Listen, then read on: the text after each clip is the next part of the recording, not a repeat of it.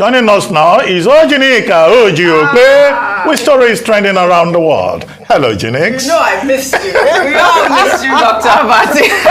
I'm great. Good to see you. Good to see you too. I hope you had a good time away. Thank you. Well done, Dr. Abati. Good morning, Ayo. Good morning, OJ.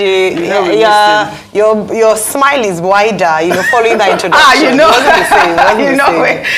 Yesterday, Kayode tried. Yes, he did. Right? And Rufai had been trying to. He was giving us different flavors every day. But nobody adjudged it as, yes, not close. Legendary Dr. Abati. Well, all right. Good morning to you, viewers. Here are some of the stories that are trending across the globe. In the Islamic Republic of Mauritania, President Muhammadu Buhari on Tuesday was honored by the Abu Dhabi Peace Forum with the award for strengthening peace in Africa. Speaking at the 2023 African Conference for Peace, the president urged leaders to place a premium on youth development while discouraging idleness, stating that the non-inclusion in discussing issues that shape their lives and future portends liability for the continent, especially in religious fundamentalism and extremism. In Nigeria, the presidential candidate of the People's Democratic Party, Atiku Abubakar, was welcomed by a mammoth crowd on Tuesday at the presidential rally of the party in Ado-Ekiti, the state capital. The former vice president said he nearly shed tears of joy when he saw the crowd at the rally. Addressing his supporters, Atiku promised that if elected president, his administration will meet every demand of residents in Ekiti State. Then, Lagos-based lawyer Omobalanle Rahim, who was shot dead in an incident involving a police officer, ASP Drambi Vandi, on Christmas Day last year, was laid to rest on Tuesday. The funeral service took place at the Redeemed Christian Church of God in Banana Island, where the presiding priest said Rahim's relatively short life was full of great impact. Under sports, President Joe Biden welcomed the Golden State Warriors to the White House on Tuesday to celebrate their 2022 NBA championship, marking their return to the building for the first time since the high-profile clash with former President Donald Trump. Stephen Curry presented Biden and Vice President Kamala Harris with Golden State Warrior jerseys. Biden's had a number 46 on the back, marking his spot in presidential history, while Harris had the number 1 emblazoned on the back. We are one America. We're one America. And folks, I know the team we're honoring today understands what it takes to work together. Let me just say that the Golden State Warriors are always welcome in this White House. Finally, under entertainment, music legend Madonna will take a bow with a new tour through North America and Europe starting this summer. That will be a celebration of the pop icon's hits, which include 38 songs in the Billboard Hot 100, including Like a Prayer. The singer will be highlighting her unmatched catalog of music from the past 40 years. She will also pay respect to the city of New York, where her career in music began. The celebration tour will kick off on July 15th at the Rogers Arena in Vancouver.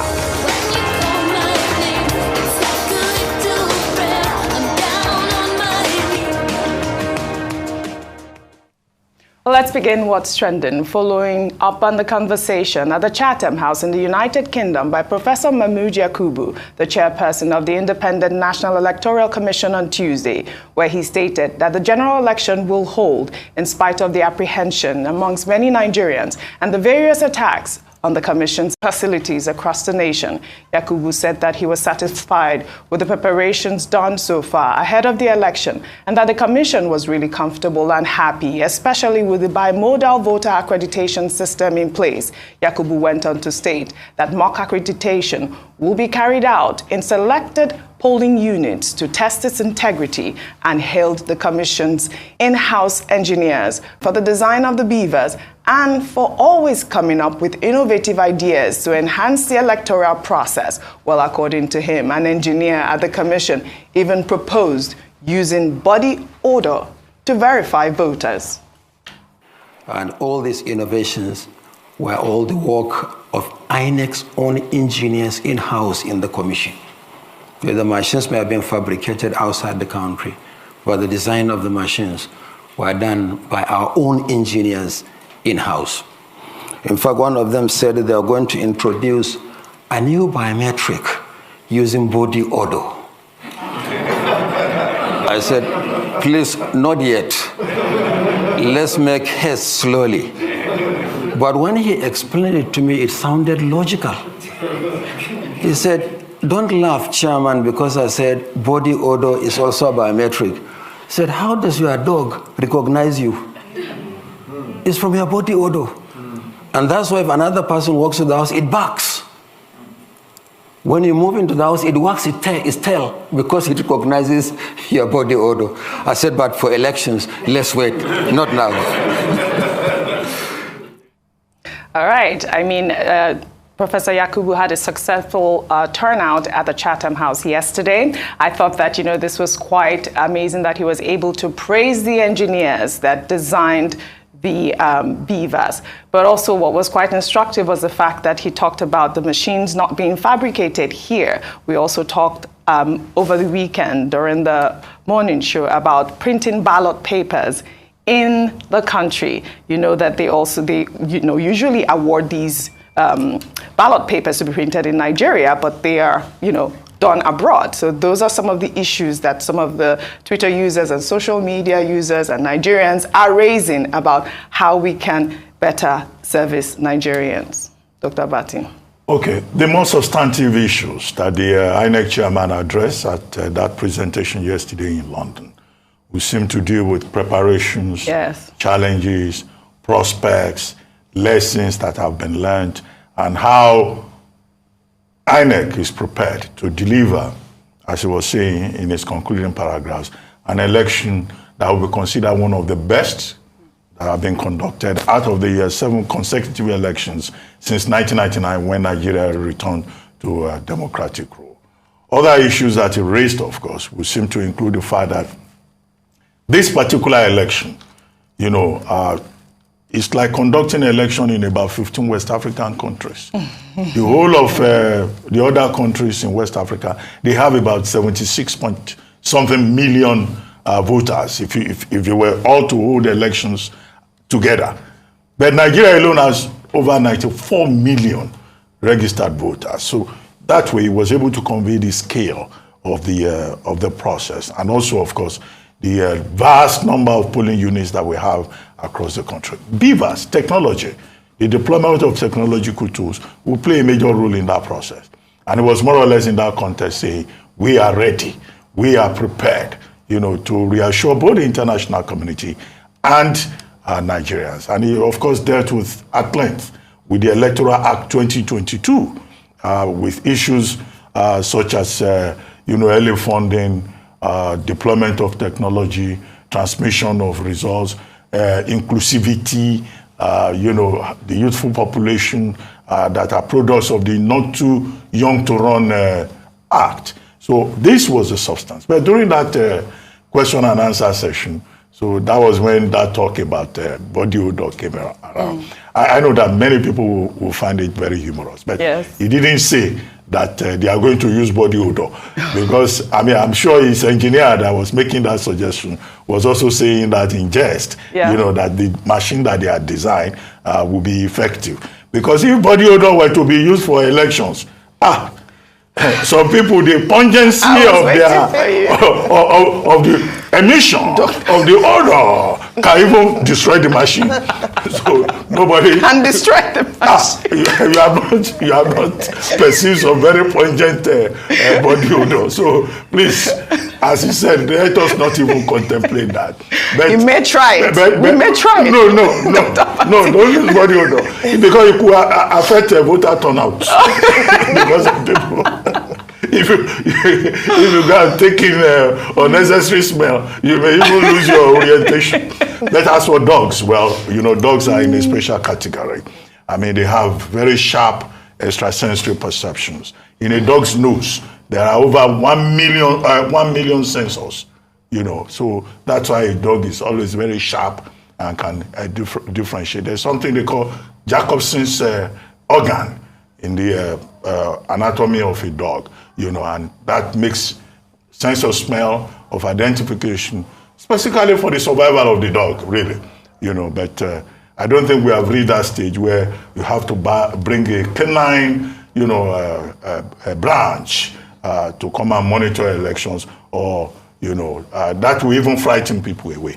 If you have to either bring dogs or use body odor, you know, but you know, that was not the substance of this presentation. Well, I thought I should highlight that.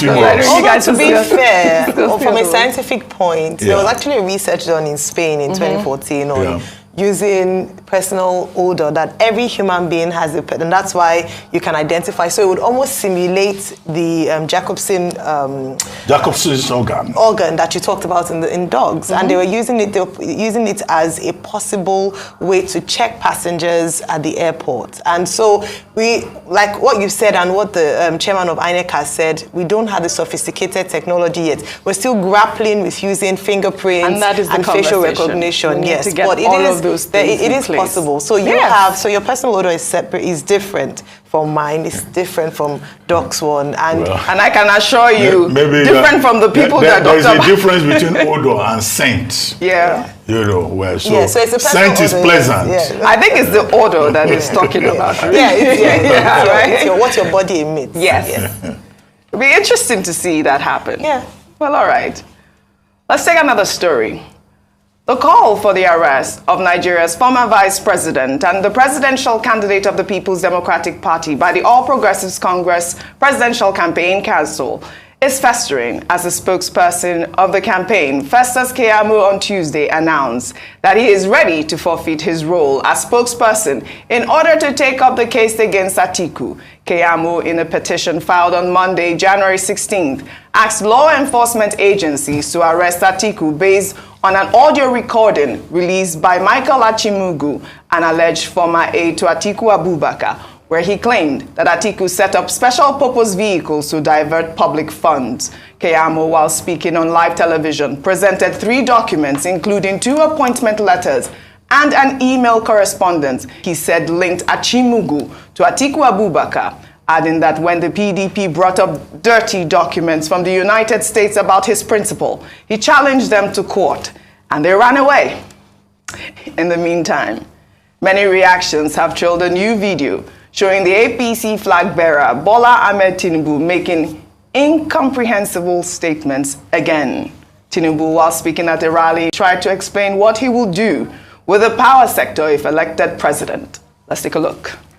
I brought the electricity company all the way from America. Pay for the studies. And unnecessary little fundamental things. Before you put on sewing machine before you start sewing the clothes. All right, then, let's take some tweets. This is from Uche, who wrote, Nigerians will really miss all these special bangers from Tinubu after the election. Non-stop entertainment, entertainer of last year, and will also win the award this year. He does them so effortlessly. Sabinus, am I correct? And co are learners. Well, Innocent wrote, I don't support Tinubu, but this was out of context. He means when all the little fundamental things come all the way from America before you. The electricity company studies before any cloth is sewn. Where is the lie? Let's not joke about everything. But Chukwuemeka wrote, hello, Festus Keyamo. I need to understand this, please. I know you are very busy with hashtag AtikuGate, but just help a citizen to understand better and go back and face hashtag AtikuGate squarely. Looking forward to hearing from you. Well, Festus Keyamo, Chukwuemeka is waiting for an explanation. I mean, this for me was very different. I mean, it was a minute statement, I believe. I mean, Dr. Abati, I don't know if you understand what he was trying to say. Can you help us out with that before we talk about Festus Keyamo really quickly? Well, I know I've studied many things, yes, but I'm not an interpreter. Okay? So let people deal with their own interpretations. However, I think that what is more important, why the drama is exciting, why people are joking that these politicians, if care is not taken, will send Oga Sabinos out of work or make it impossible for Alibaba to get a commission since the politicians themselves are providing the excitement.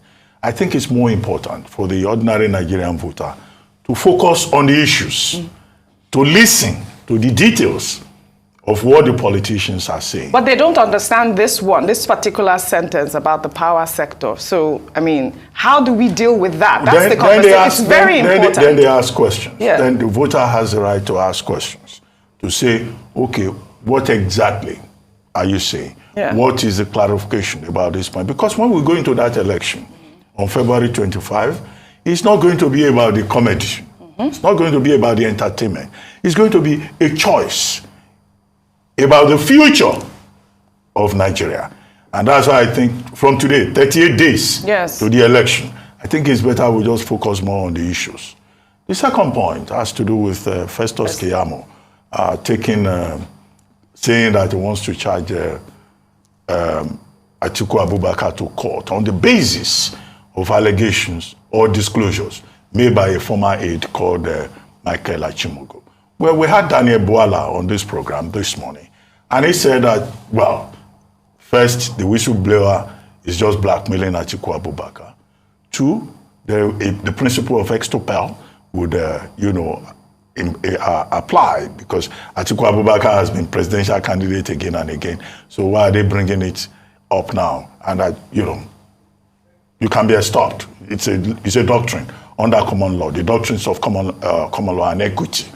Anyway, three, he then said, a private individual cannot just say, go and arrest this man. So it is up to the security agencies to do their investigations. And if an issue comes up, the security agencies do not find any basis for it, then they will not take any action. But in the meantime, Festus Keyamo has said he will pursue this and that he will go to court. Yeah. So let us see how this plays out. But this is political season. On all fronts, there will be all kinds of allegations. But as I have pointed out, can we focus on the issues? Because we have very limited time, just 38 days. Absolutely. Some of the issues, the power sector. I don't know if you can help I do out agree with with Doctor in terms of the fact that we should focus on the issues and begin to critically scrutinize the plans of these candidates for the nation. However, what he's done there is also part of the issues because it's also a testament as to the state of his health, which we've wondered about in terms of, can this man lead this nation if he's not able to carry a train of thought through without making errors? That's not just a slip of tongue as we've been talking about now. This also points to the state of his mental health. Is he mentally and physically able to lead a nation? This is why it's important. So aside from the joke and the latter it's making, people are laughing, but you're also wondering that, can this person make independent decisions? Is he able to read documents, interpret them? And he's going to be the chief of staff security of the security arm of Nigeria. He's going to be the leader of the economy. We need to know that the person who is going to be president can handle physically and mentally. Very well said, Ayo. Dr. Abati, welcome back. Thank you both for your great analysis, as always, on What's Trending. Well, that's all I have for you on What's Trending today. I'll see you all tomorrow.